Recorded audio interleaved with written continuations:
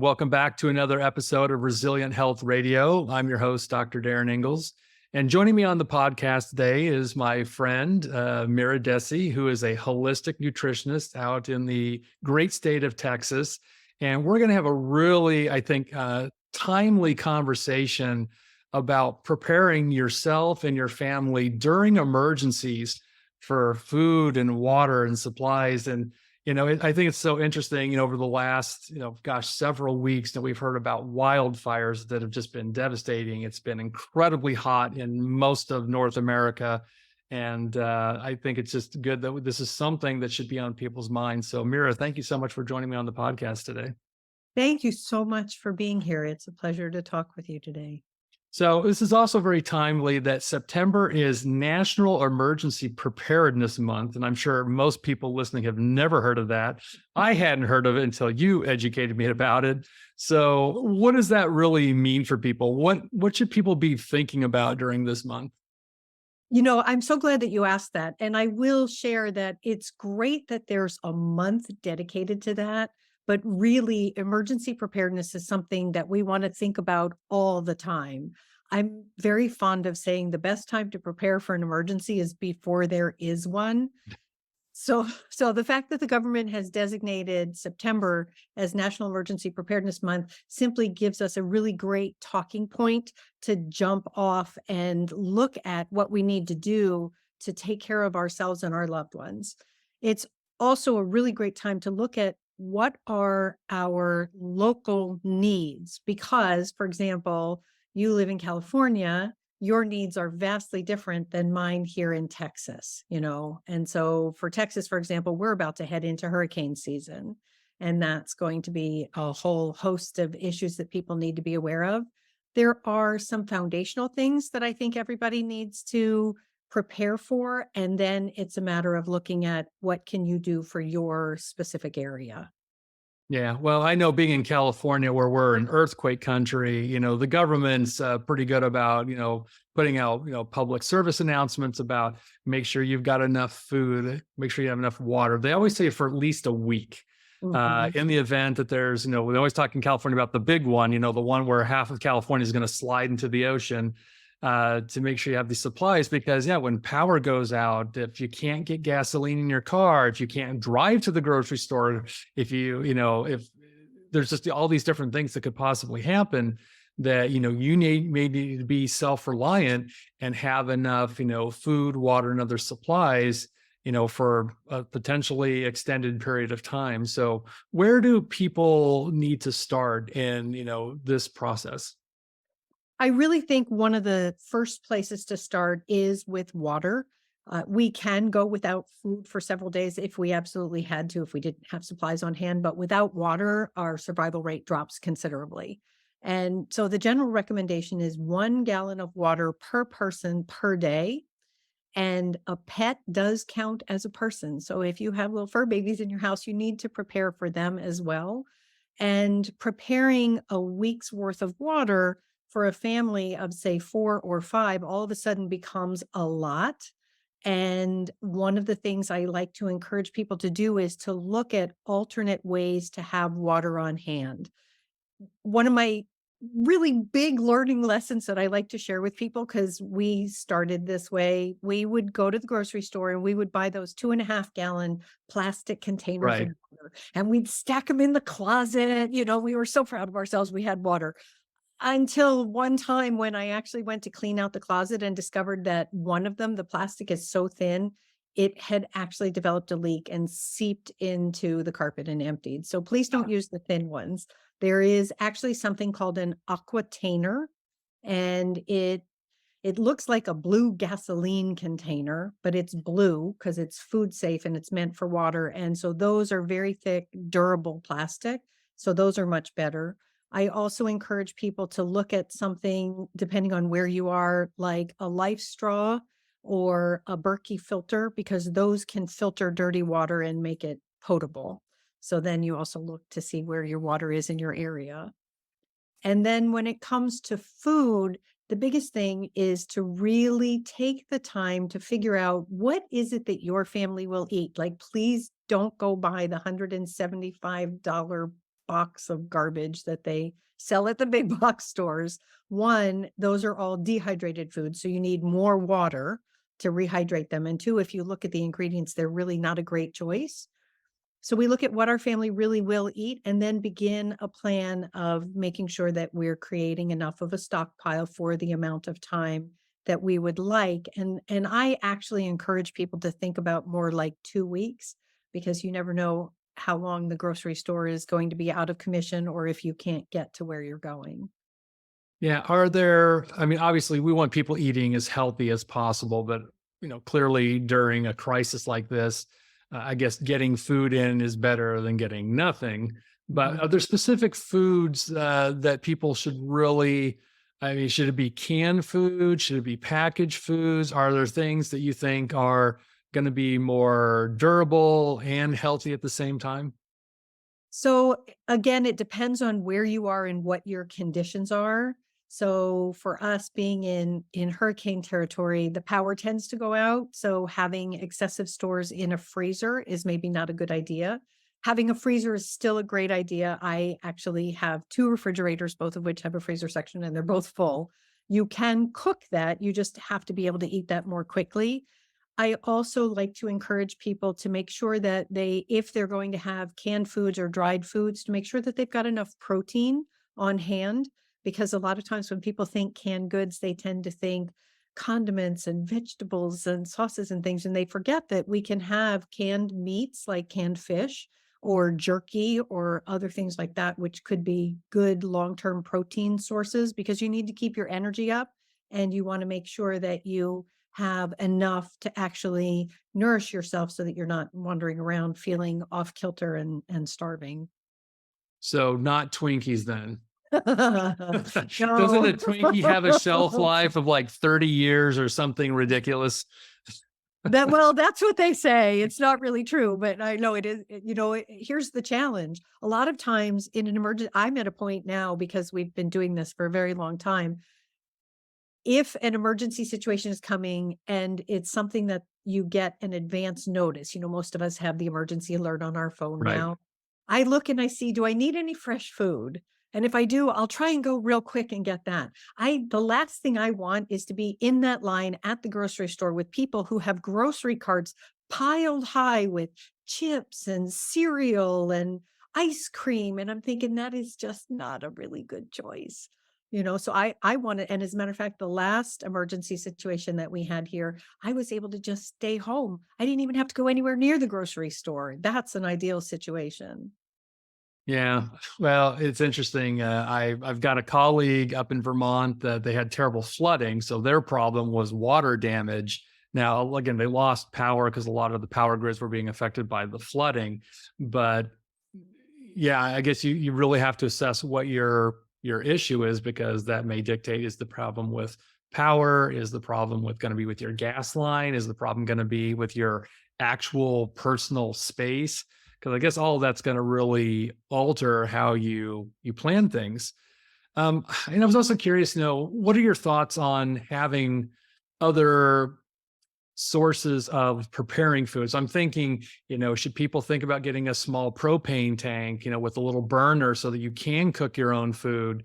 Is it worth, I mean, I personally, during the pandemic, again, we just weren't sure what was going to happen in the world. And so we went out and got a very small solar generator Mm. that, again, was really would feed off the sun. So in the event you didn't have a way to power your generator, now it doesn't generate a ton of power, but if you had to power a cell phone, if you had to power a small refrigerator, you could at least get a little bit of juice. So are there things like that that you should people be thinking about, those kind of things as well? Definitely. So, one of the things to keep in mind is there are certain emergencies that we can be mindful of. We know there are going to be hurricanes that come at a certain time of year. We know certain parts of the country are going to have, flooding or mudslides or wildfires or things like that. Then there are other things that we have no awareness of at all. So back in 2021, Texas experienced what we refer to as the Great Texas Snowpocalypse. And we had this huge snow that took down the entire power grid, or almost the entire Right. power I grid. remember that. Yeah. Yeah. And so having a way to prepare food was hugely important. And this is when it's a great time to remind people that if you have a grill, it's always a good idea to have extra of whatever it is that fuels your grill. So if it's a charcoal grill, have extra bags of charcoal. If it's a propane grill, I encourage people to have at least one, if not two extra of those little 5-gallon propane tanks. Those are great. If the weather's really inclement, you can bring the grill into your garage as long as you open the door. Please don't bring it into the house to cook on. Please don't cook Right. in the garage with it closed. Like that's really, really deadly. And then camping stoves are great. I love those. I also know that there are some people who will actually go so far if they tend to like that outdoor kind of DIY thing, you can actually build a little solar cooker pretty easily, and those things get pretty hot.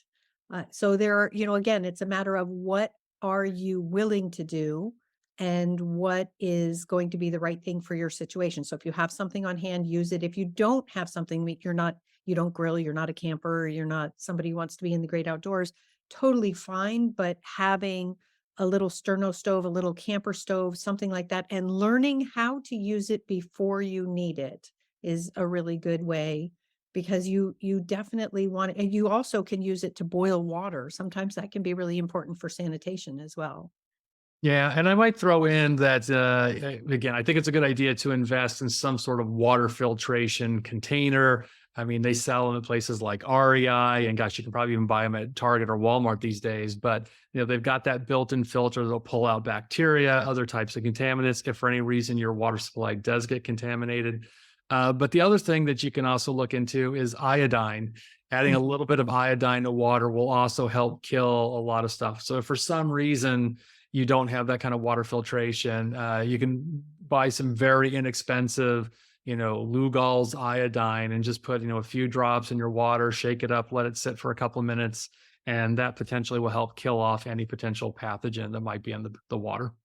That's a really great option for people. And, I think one of the other things, again, if you do have a water filtration system, this is where we're being prepared, we're backing up. So if your filtration system of choice is a life straw, do you have an extra for everyone in your family? Because depending on what your water's like, you could blow through that filter pretty quickly. If you have a Berkey, do you have an extra filter? I mean, Berkey will tell you they can take swamp water and make it drinkable and clean, but it's gonna muck up your filter pretty quickly. So we have to make sure that we have some redundancies built into the system. And then it's also really important to make sure if you have a specific health condition that requires you to eat a certain way or to have certain supplies on hand, that you are not living in the just in time model where it's like, yeah, I'll go get that later. We always have what we need on hand. You talked about these blue containers for storing water that's, food safe. Are there other things that people should be thinking about for their other dried goods? Is there a better way to try and store these so that, either lengthens the shelf life or protects it for other reasons?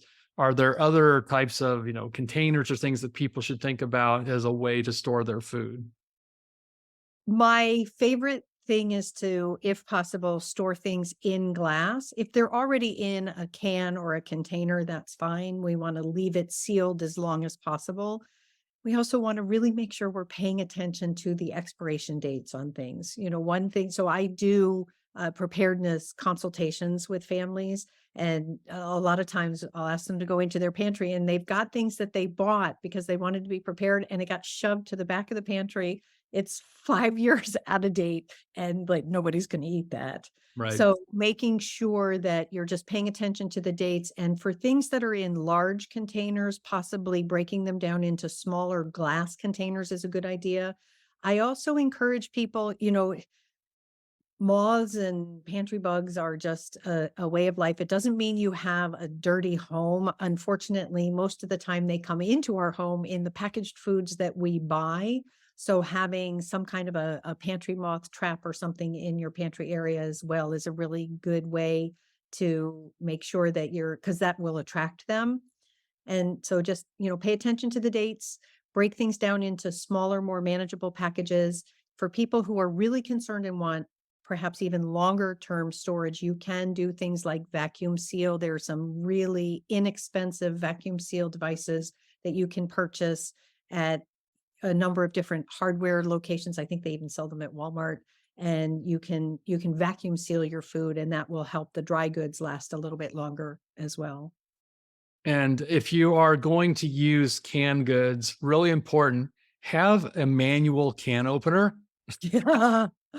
I say that I know someone who, again, had bought a bunch of canned foods and there was a power outage and they went to grab their canned goods and realized they had an electric can opener that Hmm. did not work without power. So if you're going to have canned goods, go get a manual can opener, keep it on hand because it'll make it easier to open your canned goods and trying to use a knife and, fudge it in another way. So, Well, so really funny historical fact. Canned goods were invented because Napoleon was looking for a way to preserve food for the army. He had a competition, somebody figured it out, and so from there, we got canned goods. The can opener was not invented for almost 50 years after that. They actually used to use a chisel and a hammer to open them. oh, that's interesting. But I actually encourage people to have 2 manual can openers. So have one in your kitchen, so if the power goes out, like, you can use it, and then presumably you have an area where you're storing your overflow, your preparedness pantry, and you've got another one in there. That's very helpful suggestion, and I think it's something that, again, it's not really on our minds, but it should be. Just because it doesn't matter where you live in the world, inevitably there's something that can cause some sort of catastrophe, some sort of power outage. So having that kit all ready to go, like I said, it's going to save you from having to deal with getting to the grocery store, because we kind of saw this during the pandemic. Remember people having these grocery carts filled with rolls and rolls of toilet paper and a lot of dry goods, and you went to the shelves and they were empty. We know that the likelihood of having a panic during a crisis situation goes way up. And so you just don't want to put yourself in a position where you have to necessarily fight the crowds for food and water and other supplies. And having it on hand from the get-go is just going to save you a lot of time, and I think potentially grief when that time comes. And there's actually one other thing that I think is really important. Most of us don't think about it because we're so used to being able to flip on a switch, thinking about lighting sources. Because if the power's out and sun goes down, things go dark, we need to be able to have some sort of lighting sources for different things. And we don't want to rely on the flashlight in our phone because that's just going to run it down like crazy. So either having some kind of a camping light, or if you are going to use candles, one of the things that I really like, I actually encourage people to get them at the Dollar Tree. They sell these, they're votive candles, they're prayer candles. They cost $1.25 and they burn for something like 40 hours. And so you can set them in something so that they don't fall over or anything like that. Put it in a sink, put it on a counter, make sure that it's stable and safe, but that can be good. And then my other favorite Dollar Tree recommendation is to get the glow in the dark bracelets that they sell. Those are fabulous for putting around things like doorknobs, newel posts, and small dark animals, so you don't trip over them in the dark. Well, I know you have a whole program set up that walks people through this. Can you just share with the audience a little bit about what your program entails? Sure. So it's called the Preparedness Pantry Masterclass. And I teach people how to build a preparedness pantry with the foods that their family will want to eat, and making sure that they've got managed rotation so nothing goes bad, as well as there's some great recipes in there. I also have a number of wonderful guest speakers who share their wisdom about things that we can do to increase our preparedness efforts. And I'd really like to offer everyone who's listening a little gift. The first module of that class is called 10 Tips for Emergency Preparedness. And I'd love to give you a link where they can take that class for free. Well, that's fantastic. Well, we're going to drop a link for your free gift. We're going to drop a link for your full class. So for anyone who's tuning in who wants more information, wants to get ahead of this project for you and your family, feel free, please, to reach out to Mira. Again, she's a great resource. She's been doing this for a long time. And it's really not about just being prepared, but being prepared in the safest, healthiest way for you and your family. So, Mira, I really appreciate you spending time with us today on the podcast. Great to talk with you.